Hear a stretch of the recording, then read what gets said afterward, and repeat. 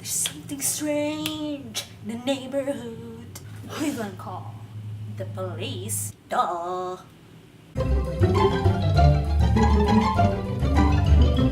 Good morning, afternoon, evening, everyone. How are you? All good? Me too. As you can see from the title, I will be talking about the Ghostbuster movie, the new Ghostbuster movie. But after looking at some of the other review, I could see that there's a lot of hate, just plain dislike of the movie. But for myself, I quite like it. I will explain to you why. It's not my movie of the year, but do I enjoy watching it?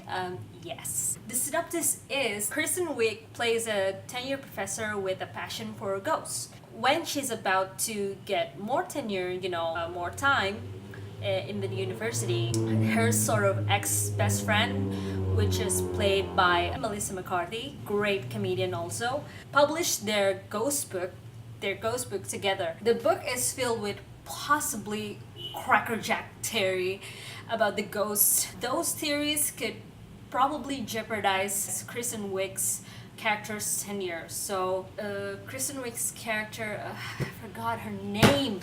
Her character visits Melissa McCarthy's and just asked for the book to be taken down. When she confronted Melissa's character, Kristen Wiig somehow got involved in catching a real ghost. The other characters includes Kate McKinnon, who plays a very, very adorable but weird character. She plays as Abby's, which is Melissa McCarthy's character's psychic, something like that, and she definitely has her ways around ghost-busting gears. Leslie Jones plays an MTA officer who knows her way around New York, knows the history, and that will definitely help in the ghost-busting situation.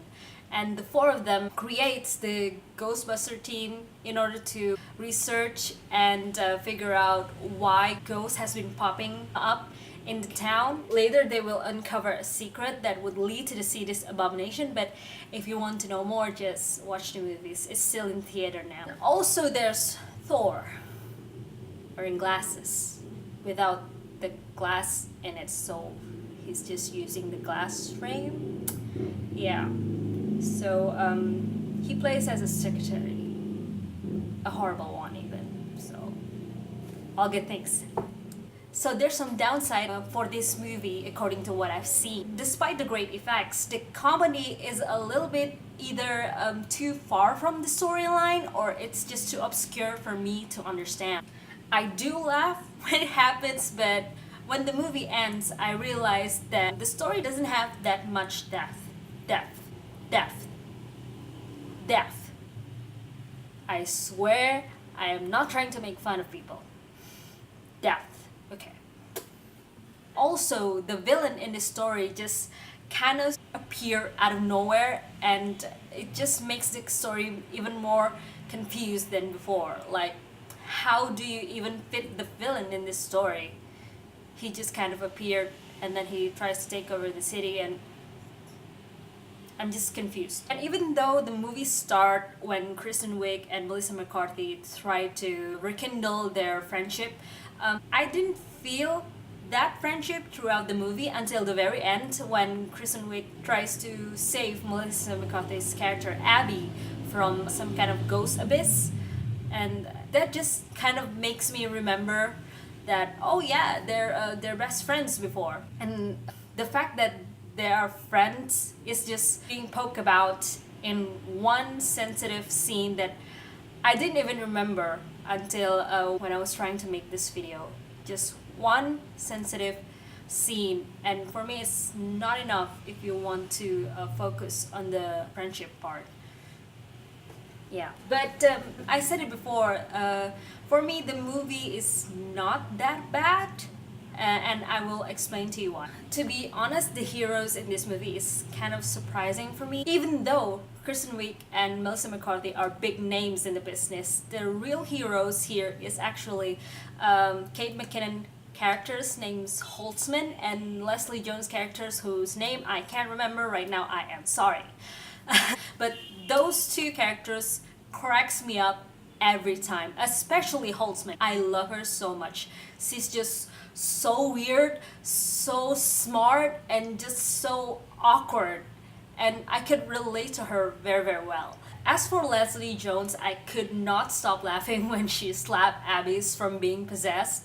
It's kind of like something that I expected from her character because she has a real attitude, but even then, she did it even better than I expected. So that's what really great about the movie, according to me. The last thing I want to talk about is, of course, Chris Hemsworth playing the goofy sidekick and kind of silly and dumbish, actually.